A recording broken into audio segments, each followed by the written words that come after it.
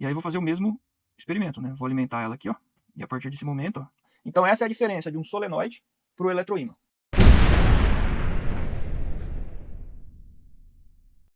Quando você tem um solenoide, vamos dizer aqui que eu tenho um tubo de acrílico aqui, tá? Só para exemplificar que eu tenho uma bobina com um núcleo, mas é um núcleo de acrílico, um tubo, né?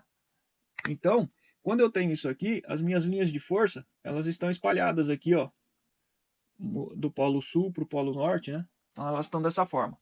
Quando você transforma isso em um eletroímã, então você tem a mesma bobina, né? Então aqui eu tenho uma bobina com um núcleo de acrílico. Aqui eu tenho uma bobina e aí eu coloco aqui, ó, um núcleo de aço maciço, um núcleo de aço maciço.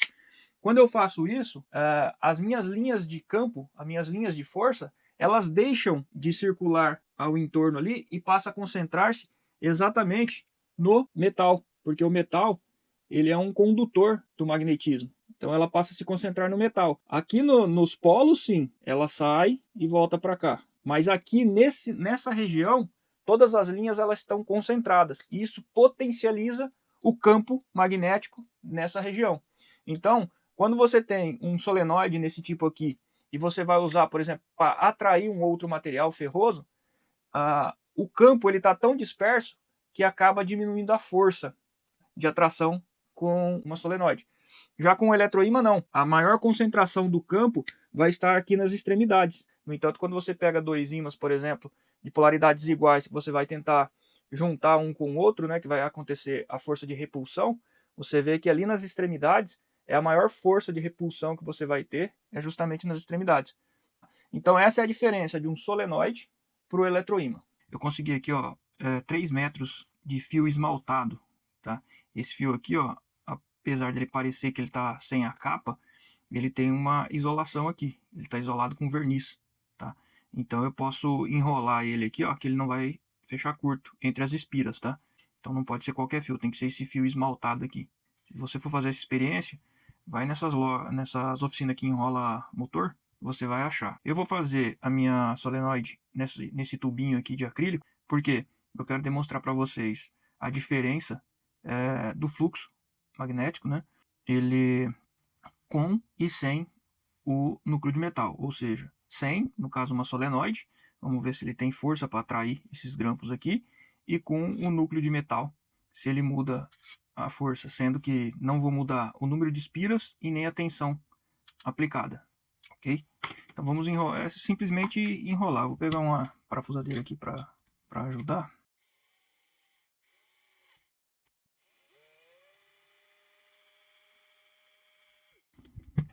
Ok, temos aqui a nossa solenoide, né? Agora aqui para eu conseguir conectar a minha pilha aqui, ou a minha bateria, eu tenho que raspar esse cabo aqui, ó, porque ele tem uma isolação de verniz, tá?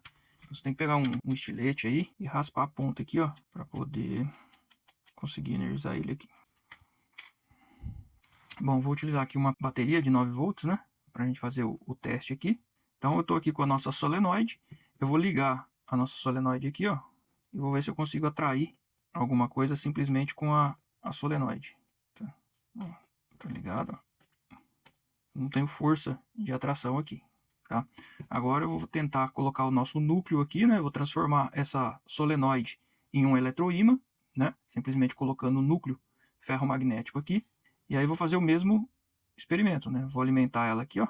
E a partir desse momento, ó, eu tirei a alimentação, ó, ele deixa de ter as propriedades magnéticas, tá? Ó. Essa lâmina já é mais pesada, né? Mas ó, os grampinhos aqui que são mais leves, ó, tirei a alimentação, deixa de ter propriedades magnéticas, ok? Então, mais uma vez, está provado aí que ao circular uma corrente elétrica pelo condutor, né, realmente surge aí o campo magnético. Enrolando ele aí na forma de um solenoide, ele potencializa esse campo. Porém, se a gente inserir um núcleo, né, ferromagnético, a gente consegue potencializar ainda mais o campo magnético, mantendo o mesmo número de espiras, a mesma tensão aplicada, né? A gente consegue aumentar ali o nosso campo magnético. Vamos ver se a gente consegue trair esse prego aqui, ó.